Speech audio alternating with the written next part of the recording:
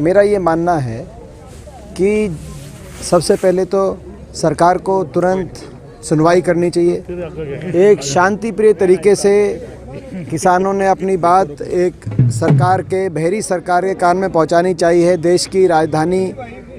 में देश की सरकार के दरवाजे पे दस्तखत दी है। सरकार को दरवाजे खोलने चाहिए बातचीत के माध्यम से। जो जायज़ मांग है कि एक निजी खरीद पर भी न्यूनतम समर्थन मूल्य का कानूनी प्रावधान बने, और कोई इसमें क्या गलत मांग रहे हैं किसान तो न्यूनतम समर्थन मूल्य निर्धारित करते नहीं है, तो सरकार तय करे कि किसान का घर चल जाए उतना न्यूनतम समर्थन मूल्य क्या है, सरकार तय करती है। वो उससे नीचे खरीद पे पाबंदी लगे, ये या इन तीनों बिलों को निरस्त किया जाए या इन तीनों बिलों के अंदर वो कानूनी प्रावधान ऐसा बने, ये मांग है। तो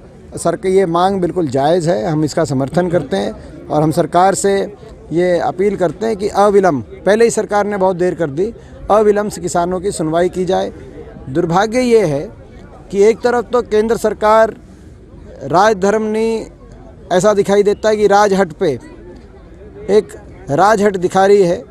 किसानों की मांग को खारिज करके और फिर कंडीशनल मांगचीत और के कंडीशंस में बातचीत की बात करती है, जो जिसके कोई मायने नहीं। और दूसरी तरफ हरियाणा सरकार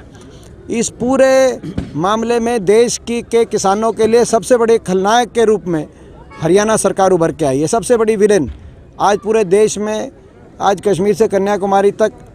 और आसाम से गुजरात तक जितने भी किसान यूनियन हैं, उनके लिए अगर कोई खलनायक का प्रतीक बन गई है तो वो खट्टर सरकार बन गई है। जिस सरकार ने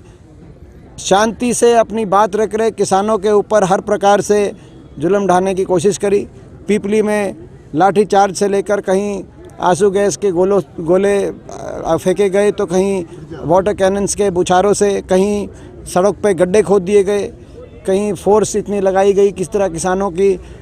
आवाज़ को कुचलने के लिए प्रयास जिस प्रकार से किए। तो मैं इस हरियाणा की सरकार को कहना चाहता हूँ, किसानों की आवाज़ को आप यूँ नहीं कुचल सकते। और बड़े दुर्भाग्य की बात है, हमारे प्रदेश की सरकार है, इनको तो तभी समझ जाना चाहिए था जब बड़ौदा में इनकी हार हुई थी, और तभी नैतिकता के आधार पर तुरंत केंद्र सरकार के पास पहुंच के इन 3 कानूनों के अंदर किसान हितैषी कानूनी प्रावधान न्यूनतम समर्थन मूल्य का कराना चाहिए था। मगर ना तो इन्होंने उनसे सबक ली और ना किसान आंदोलन से सबक ली। दुर्भाग्य की बात है, इस किसान आंदोलन को ये मुख्यमंत्री जी जिस प्रकार की भाषा का इस्तेमाल कर रहे हैं कि ये हरियाणा के नहीं, ये आतंकवादी हैं, इस तरह की भाषा का जो प्रयोग कर रहे हैं, इससे ज़्यादा दुर्भाग्य की बात नहीं हो सकती। मैं समझता हूँ कि पूरा देश, आज देश का हर किसान, हरियाणा के मुख्यमंत्री की इस भाषा से हर किसान आहत है, और जो है हरियाणा सरकार संवेदनशीलता दिखाए, ऐसी हमारी